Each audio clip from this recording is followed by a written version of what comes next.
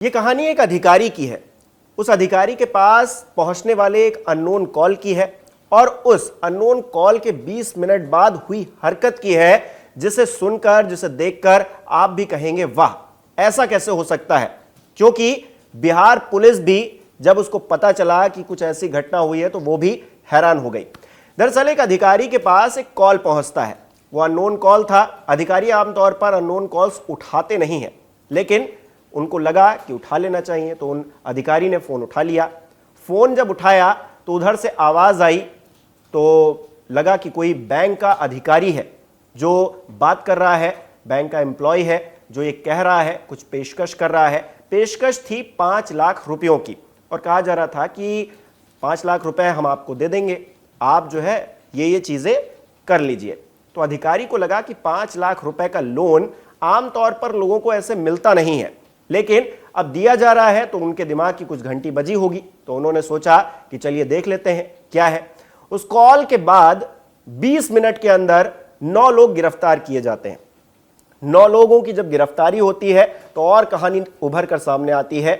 ये कहानी जो मैं आपको बता रहा हूं वो बिहार के नवादा की है और जिस अधिकारी का जिक्र मैं कर रहा हूं वो है डीएसपी प्रिया ज्योति।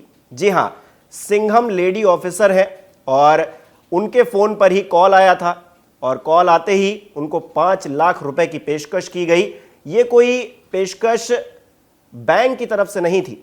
मैं आपको बताऊंगा कि ये पेशकश किसकी तरफ से थी और उसके बाद हुआ क्या।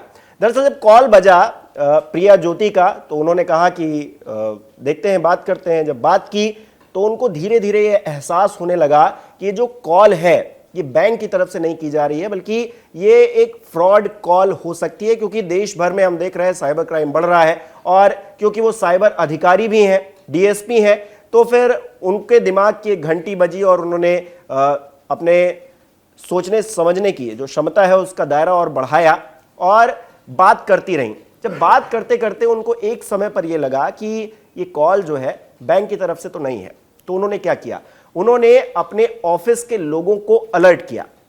उन्होंने इसी 20 मिनट के अंदर एक टीम का गठन कर लिया और उस टीम की कामयाबी यह रही कि उसने उस फोन कॉल को ट्रैक भी कर लिया। पता चला कि ये फलाने जगह से कॉल आ रही है, तो फिर वो पूरी टीम वहां के लिए रवाना हो गई। ये सब 20 मिनट के अंदर चल रहा है। 5 लाख की पेशकश एक अधिकारी को की गई है लोन के तौर पर फोन पर, और ये सब कुछ चल रहा है। देखिए किस तरह से चीजें आगे बढ़ी। फिर क्या होता है कि फोन कॉल, बातचीत लगातार डीएसपी कर ही रही थी। उधर पुलिस भी एक्टिव कर दी गई थी, जो उनके लोग थे वो भी एक्टिव थे और वो उस लोकेशन पर पहुंचते हैं जहां से कॉल चल रही थी। और मजेदार बात यह है कि इधर 20 मिनट के अंदर वो ठग ये सोच रहे थे कि हम अपनी ठगी में कामयाब हो रहे हैं। हालांकि उन ठगों को यह नहीं पता था कि वो किससे पंगा ले रहे हैं, उन्होंने किसको फोन लगा दिया है। फिर धीरे धीरे करके सिलसिला आगे बढ़ता है तो पुलिस उनके दरवाजे पर पहुंचती है, छापेमारी की जाती है।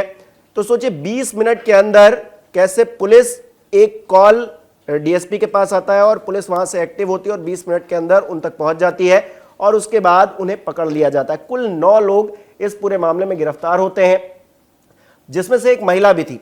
फिर जब पुलिस के पास इनको लाया जाता है, पूछताछ की जाती है, तो पता चलता है कि ये लोग, एक पूरा गैंग बना हुआ है इनका।